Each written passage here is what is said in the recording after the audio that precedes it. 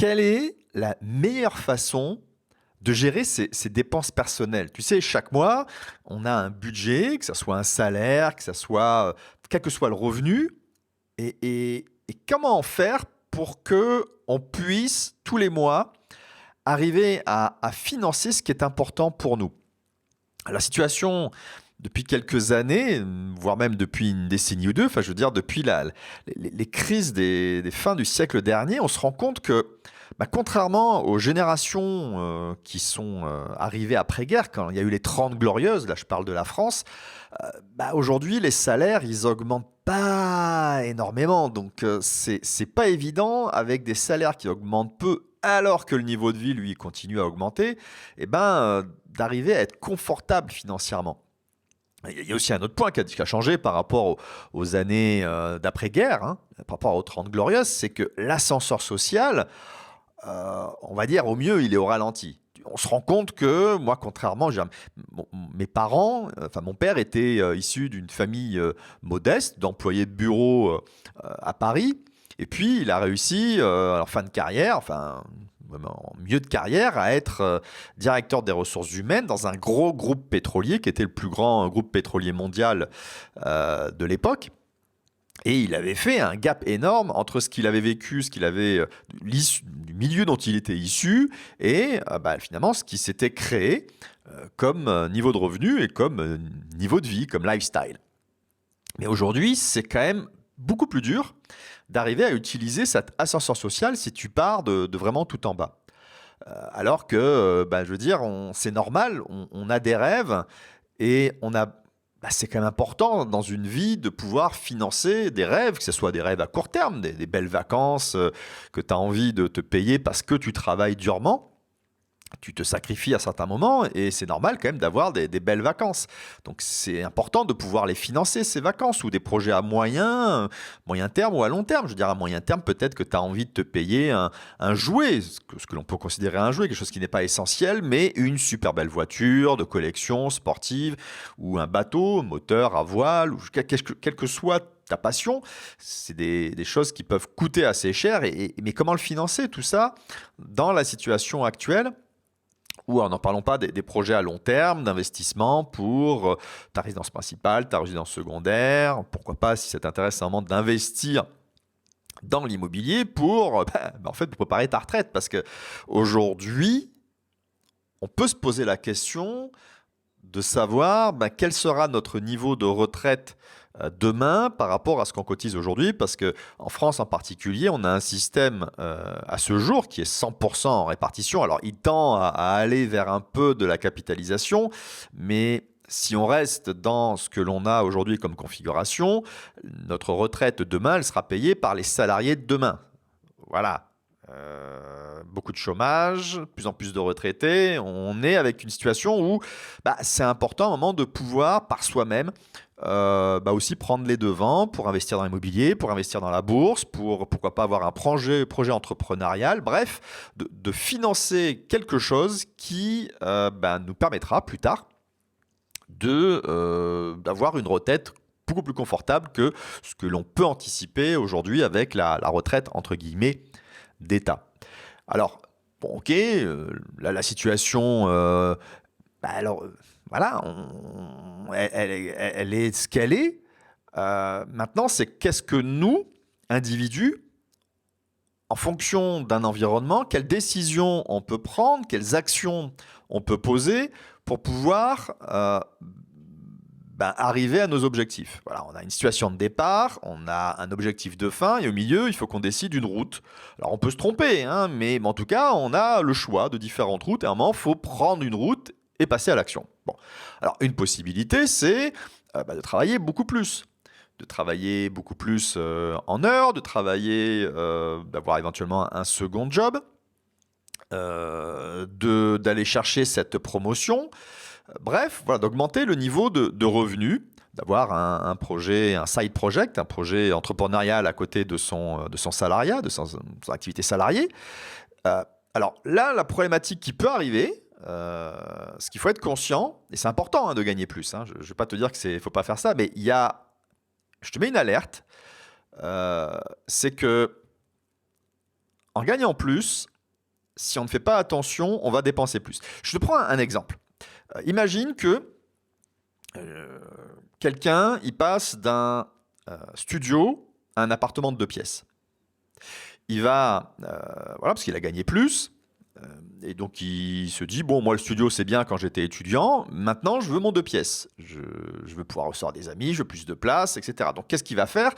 Il va déménager, ok, mais il va acheter des meubles et il va rajouter plein d'objets, plein d'ustensiles de cuisine, un bar, une belle sono, une belle télé. C'est-à-dire qu'il va avoir des revenus, pardon, il va avoir pour plus de revenus, donc il va se permettre un meilleur appartement, mais il va avoir des dépenses supplémentaires. Alors ça c'est en spot, hein. Une fois que c'est aménagé, après on est tranquille, mais ce que je vais surtout te donner, c'est une analogie, c'est-à-dire que quand tu as de plus grandes pièces, tu vas mettre plus de choses. Tu as une pièce supplémentaire, bah, tu vas rajouter un lit, une commode, un bureau, une bibliothèque, un meuble, des affaires, des objets, des vêtements. Et c'est ce principe que ben, plus on a à remplir, plus on remplit. Plus on a un salaire, plus on dépense. Et d'ailleurs, je suis en train de te préparer un contenu pour plus tard où je vais te démontrer que c'est important de gagner plus, mais qu'en gagnant plus et en dépensant plus, en fait, ta retraite, tu es en train de te donner des objectifs de revenus à la retraite beaucoup plus importantes que si tu gagnais moins et que tu dépensais moins.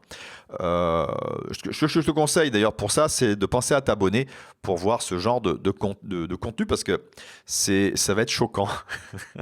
Bon, je reviens un peu à travailler plus. Oui, travailler plus, mais attention aussi au niveau de dépenses qui va certainement augmenter. C'est normal. C'est normal de dépenser plus. Tu gagnes plus. Et si tu gagnes plus, c'est que probablement tu as fait des efforts, tu as fait des sacrifices. Donc, à un moment, tu dois te récompenser. Donc, c'est une solution importante, travailler plus, gagner plus, mais attention à ton niveau de dépense. Alors, autre possibilité, si par exemple, ben, le temps que tu gagnes plus, que tu arrives à pouvoir trouver une solution pour payer tes projets à court terme. Donc, on va dire dans 6 mois, tu as ces magnifiques vacances que tu veux te payer pour aller en Corse, au Baléares, à Tahiti, à Bora Bora. Bon, ça veut dire que tu as un gros budget et que ce budget-là, tu vas pas arriver, je sais pas moi, tu dois partir, j'en sais rien, moi, c'est quoi la bonne période pour Papeete été ou Bora Bora Je vais certainement dire une bêtise. On va dire que c'est au mois d'avril qu'il faut aller. C'est pas au mois de mars que tu vas dire, c'est bon, je sors 5000 euros et je peux financer tranquillement ce projet-là. Non, il va falloir anticiper.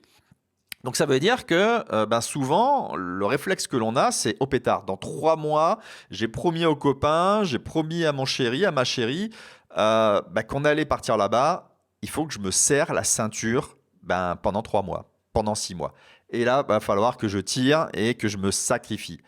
Oui, mais c'est très difficile de faire ça régulièrement, c'est-à-dire de vivre normalement avec tes revenus 9 mois sur 12 et puis 3 mois te serrer la ceinture. Parce qu'en fait, pendant 3 mois, tu vas te payer aucun plaisir. Tu vas stopper les restaurants, tu vas stopper les sorties, tu vas manger de la mauvaise nourriture pas chère au lieu d'alimenter ton corps et ton esprit par des choses qui te permettent d'avoir cette énergie au travail ou dans ton projet.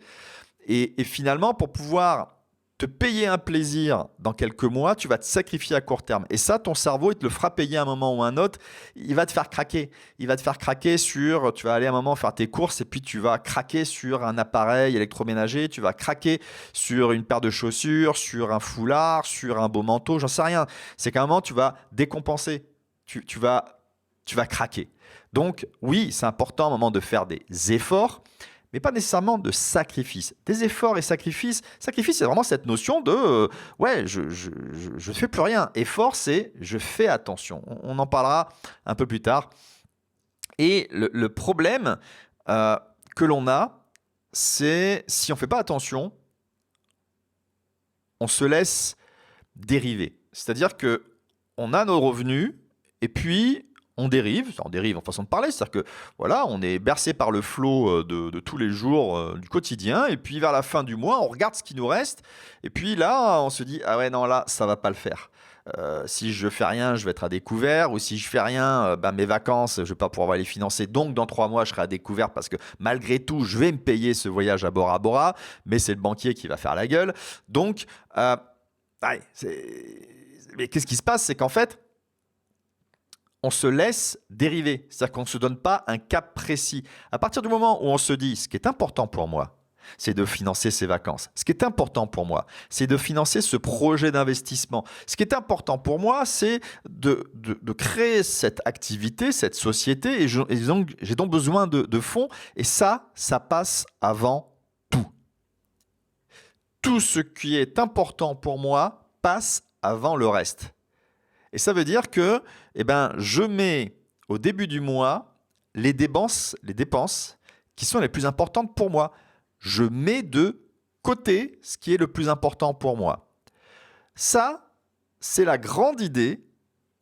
Lorsque tu veux faire de la finance personnelle et que tu veux être sûr de maîtriser tes budgets, tes projets, c'est de toujours mettre au début du mois, je ne sais pas, si par exemple tu reçois ton salaire le 20 du mois précédent, j'en sais rien, quelle que soit la date, c'est les premières dépenses, une fois que tu as reçu tes revenus, salaire, pension, etc., c'est d'alimenter tes, entre guillemets, enveloppes, tes budgets qui sont les plus importantes pour toi. Je vais te donner un exemple. Donc, on va sortir un peu des finances personnelles là, et je te demande d'imaginer un vase, un beau vase devant toi, un vase assez important, tu vois, je sais pas, on va dire 5 litres, voilà. Donnons, s'il fasse 6 litres ou 4 litres, c'est pas grave, mais pour te donner, voilà, c'est un beau vase. Et l'objectif dans ce vase, ça va être de le remplir, d'accord ? Et tu as face à toi des beaux cailloux, c'est les galets de rivière. Moi, j'ai grandi en bord de Camargue, à Fos-sur-Mer. Bon, Fos-sur-Mer, c'est une zone industrielle, mais c'est le bord de la Camargue. Et ce qui fait que, en fait, c'est une plaine avec beaucoup de galets parce que, d'ailleurs, je n'étais pas très loin de l'ancien lit de la Durance qui a été détourné et qui avant se jetait dans le Rhône. Donc, c'était ces galets, cette plaine de la Crau, avec des galets, on va pas dire ronds, mais assez ovales, je ne sais pas comment il faut prononcer. Mais tu vois, ils ont tellement descendu la montagne depuis les Alpes, qu'ils ont tourné les uns sur les autres, et puis du coup, ils ont une forme bien arrondie. Voilà, donc tu as ces beaux galets-là, et tu vas virtuellement les mettre dans ce vase qui fait plusieurs litres de contenance. D'accord ? Et tu vas le remplir à ras-bord. Tu vas remplir à ras-bord, c'est-à-dire que ça ne doit pas dépasser du bord, tu mets le maximum de galets. Ok ? Tu as l'image ? Ok. Question, est-ce que tu peux mettre encore quelque chose dans ce vase ? Est-ce que tu peux rajouter des choses ? Alors, tu vois qu'à côté de là où tu avais des galets, tu as des cailloux. Tu sais, les petits cailloux, les graviers là, que l'on a lorsque l'on roule. Et tu te dis, là j'ai des graviers. Les graviers devraient passer au milieu des galets, parce que les galets, ils sont ronds, tu vois, ils font chacun 7, 8, 5, 10 cm de long, quelques centimètres de large. Ah oui, les graviers. Donc là, génial. Donc tu vas prendre tes graviers, tu vas les faire rentrer au milieu des galets, et tu vas bouger un peu ton vase pour que les graviers descendent vraiment en bas. Et puis tu te dis, tiens, j'ai quand même rajouté pas mal de choses là. Là ça a marché quoi. Question, est-ce que tu peux encore rajouter, après avoir mis en premier les galets, en deuxième les cailloux, est-ce que tu peux encore rajouter des choses ? Qu'est-ce que je peux rajouter ? Regarde, à côté de ton tas de gravier, là, tu as un tas de sable. Tu vois, le sable que tu as sur une plage, que ce soit sur une rivière ou en mer. Ah, si le sable il est très fin, tu regardes et tu te dis, entre les cailloux et les galets, je vais avoir de la place là. Tu prends ton sable et puis pareil, tu le mets et puis pour le faire descendre, tu remues un peu, tu le remues bien d'ailleurs ton vase. Et puis là, à nouveau, tu es à fond, tu es au maximum. Donc tu as ton galet en premier, ensuite tu as mis tes cailloux, ensuite tu as mis ton sable. Qu'est-ce que... Et on peut rien mettre là, non? On peut vraiment plus rien mettre là? À ton avis, qu'est-ce qu'on pourrait mettre là pour remplir le vase? Regarde là, à côté de ton tas de sable, je t'ai mis quoi? Des bouteilles d'eau. Oui, l'eau, elle, devrait passer très facilement entre les galets, les graviers et le sable. Vas-y, remplis, remplis à ras-bord.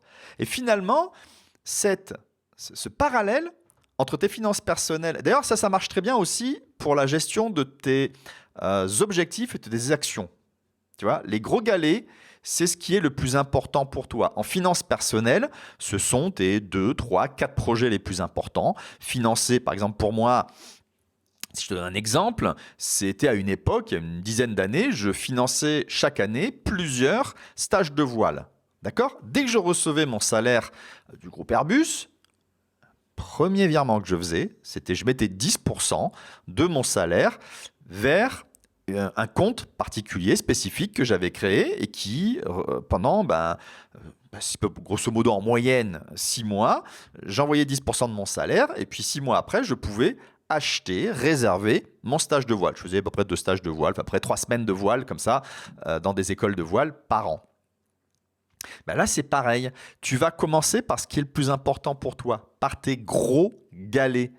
Tu vas commencer par financer tes projets. Ensuite, les cailloux, c'est ton quotidien, c'est ton alimentation, c'est ton loyer, ce sont tes impôts. Le sable, c'est ce qui commence à être entre l'essentiel et le plaisir. Tu vois, il y a des choses que tu veux absolument pouvoir vivre chaque mois parce que ça fait partie de ton équilibre. Ton abonnement à la salle de sport, ton abonnement au club photo, j'en sais rien, moi, tous ces trucs-là. Tu te dis que ouais, un restaurant par semaine, un cinéma par semaine, ça c'est important pour toi parce que ça te nourrit, ça te fait plaisir, etc. Et puis l'eau, c'est tout ce qui est inutile. Alors pas quand tu le bois, on est d'accord, mais dans cet exemple-là, c'est tout ce que tu peux finalement réduire. Je sais pas, moi aujourd'hui, tu as peut-être un abonnement Internet qui coûte 2 fois plus cher que le concurrent pour le même travail. Donc là, tu vas pouvoir te dire à la fin du mois, ouais attends, je suis en train de tomber à découvert parce qu'il y a ces dépenses-là, je pourrais très bien m'en passer ou je pourrais très bien les optimiser. Donc tu vas pas te sacrifier en fin de mois. Tu vas réduire, tu vas enlever des choses qui sont pas essentielles pour toi. Tu auras payé en premier tes galets. Et puis mois après mois, je dis pas que le premier mois, tu vas résoudre le problème, mais après c'est une question de, je suis conscient de ce qui est bien comme façon de faire pour financer mes projets, pour gérer mon argent. Et donc, je tente ça. Voilà. Moi, ce que je t'invite à faire, c'est de tenter ça. Tu prends une feuille et un papier. Ok, là, c'est pas une formation, on est d'accord. Là, tu es en train d'écouter ce contenu sur une plateforme, dans un réseau social, sur Internet. Mais pourquoi pas mettre en pause? Pourquoi pas mettre en application ce que je viens de te partager? Prends une feuille de papier et puis tu listes ce qui est important pour toi, ce qui est essentiel pour toi, ce qui fait partie du plaisir qui participe à ton équilibre et ce que tu pourrais éliminer de tes dépenses pour justement être sûr de pouvoir mettre tes galets en premier. Eh bien oui, parce que si tu fais dans l'inverse, si tu mets l'eau, puis le sable à ras-bord, là, tu mets de l'eau à ras-bord, rajoute du sable dedans, déjà ça va déborder. Bon ok, allez, je déborde, ok, allez, très bien. Donc tu mets, le sable est à ras-bord. Maintenant, tu les mets où tes cailloux? Ah ouais, il va falloir bien pousser là, hein, bien pousser. Ok? Donc, tu as réussi à mettre le maximum de cailloux. Et à un moment, ça bloque. Tu les mets où, tes galets? Tu peux me dire où tu les mets, tes galets, là? Tu les poses. Parce que bon courage, pour forcer des galets, une fois que tu as du sable et des cailloux, ça fait limite ciment, là. Bon courage à toi. Alors, si tu trouves que ce que je viens de te partager fait sens pour toi, si tu penses que ça peut être applicable et que ça peut te faire du bien, eh bien, tu sais quoi? J'ai préparé une formation complète et tu as le lien dans la description. Tu cliques dessus, tu arrives sur la formation et là, tu vas retrouver ce genre d'éléments et tu vas en retrouver beaucoup d'autres. L'objectif pour moi, c'est que tu puisses te générer du cash flow positif. Alors c'est très anglo-saxon, c'est qu'en fait, tu puisses tous les mois te générer un flux de trésorerie positif. Économiser, créer un niveau d'épargne. Ça fait bizarre ces trucs-là, on dit ouais l'épargne c'est pas pour moi ou c'est has-been, etc. Ouais, mais l'épargne c'est tout simplement pour financer ta prochaine passion, ton prochain voyage, ton prochain projet.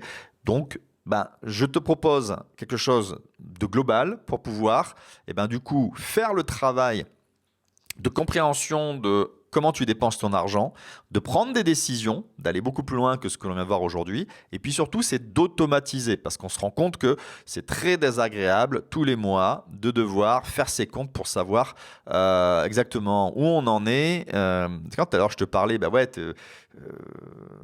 la fin du mois, tu te rends compte que tu es obligé de faire ton suivi, tu vois, pour voir un peu si tu peux encore continuer à dépenser ou pas. Alors, à une époque, on le faisait sur des feuilles de papier, dans des classeurs. Puis après, il y a des logiciels qui permettent de récupérer les informations de tes comptes bancaires, si tu as plusieurs comptes, pour pouvoir à un moment se dire oula, là, je suis en train d'atteindre la limite de mon budget. Je vais partager une astuce qui permet d'automatiser à 100%, à moins que tu sois dans un cas comme le mien où là, j'ai pas pu l'automatiser, mais j'ai automatisé mes comptes pour pouvoir derrière investir dans mes plaisirs, dans mes projets, court terme, moyen terme, long terme. Puis je te partage d'ailleurs une technique ou une stratégie financière que moi j'utilise personnellement et qui te permettra de voir qu'on peut obtenir beaucoup mieux pour placer de l'argent à long terme que ce que nous propose aujourd'hui le marché avec des livrets de développement durable, des livrets A, etc. qui aujourd'hui sont proches de zéro. Il suffit de cliquer et puis on continue la discussion. Par contre, il faudra vraiment que tu prennes une feuille et un papier parce que là, on passe en mode formation. Tu vois, on n'est pas en mode Netflix, c'est-à-dire je regarde un truc. Donc, si tu es en mode Netflix, passe à autre chose. Maintenant, si tu veux vraiment essayer quelque chose et de l'appliquer pour pouvoir financer ce qui est plus important pour toi, tu es le bienvenu dans cette formation. Tu cliques et on se retrouve juste après.